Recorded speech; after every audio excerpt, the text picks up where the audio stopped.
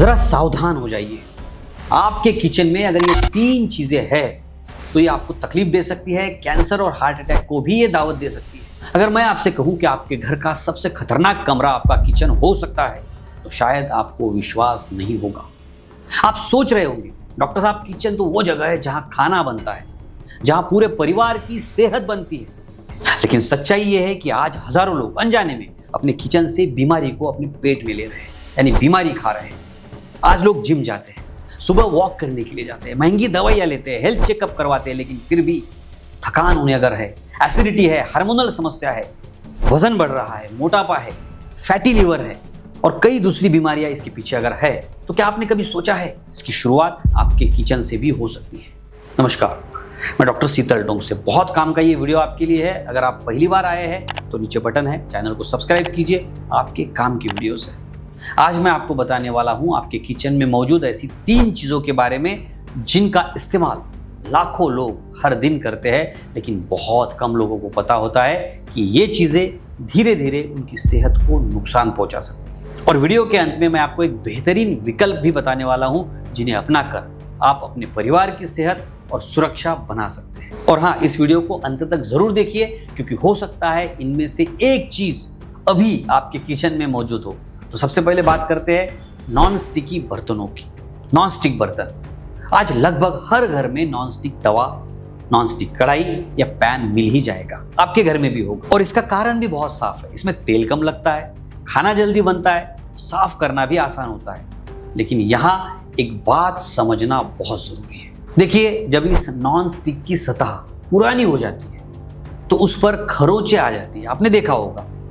या उसे बहुत ज्यादा तापमान पर आप जब गर्म करते हैं तो उसकी कोटिंग खराब होने लगती है, उसके ऊपर जो कवरिंग है वो खराब होने लगती है। और यही वजह है कि अगर आपके घर में कोई ऐसा नॉन स्टिक बर्तन है जिस पर खरोंचे पड़ चुकी है, वीडियो को देखते देखते या वीडियो के बाद आपको देखना है, तो उस बर्तन को आपको बदलने के बारे में जरूर सोचना है और उसे बदल देना है। कई लोग वर्षों तक एक ही पैन इस्तेमाल करते हैं। अब ये वो जानबूझ के नहीं करते, बस चल रहा है इसलिए इस्तेमाल करते रहते हैं। और अगर आपके नॉनस्टिक बर्तन की कोटिंग निकल रही है, ऊपर का लेयर निकल रहा है, आपको दिख रहा है, तो पक्का दिमाग में डालिए, इस बात को समझ लीजिए कि अब उपयोग के लिए ये उपयुक्त नहीं है, इसे हमें अभी यूज नहीं करना है। तो क्या है आपके घर पे ऐसा कोई नॉनस्टिक बर्तन? मुझे कमेंट में जरूर बताइए, और उसे आप कब फेंकने वाले हैं ये भी बताइए।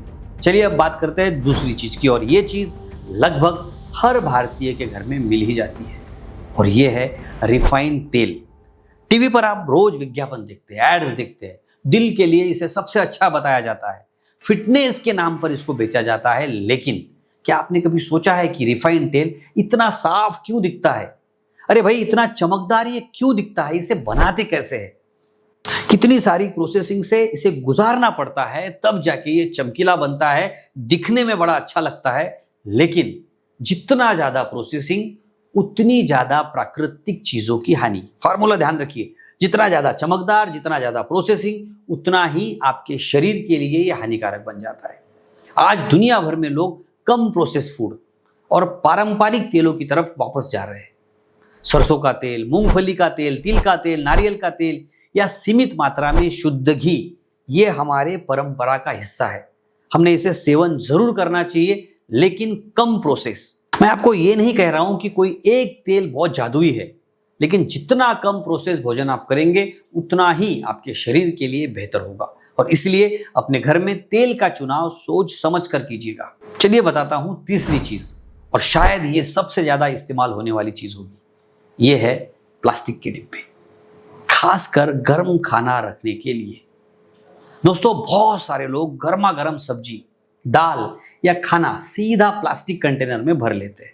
और कुछ लोग तो इतना भयंकर काम करते हैं कि वो प्लास्टिक के डिब्बों को माइक्रोवेव में भी इस्तेमाल कर लेते हैं। अगर ऐसी आदत आपको भी है तो ये आदत धीरे धीरे एक समस्या बन सकती है। और इसीलिए जहां तक संभव है, गर्म भोजन के लिए स्टील या कांच के बर्तन का ही उपयोग आपने करना चाहिए। यही ज्यादातर बेहतर माना जाता है, और यही कारण है कि हमारे दादा दादी भी स्टील और कांच के बर्तनों का ही उपयोग करते थे।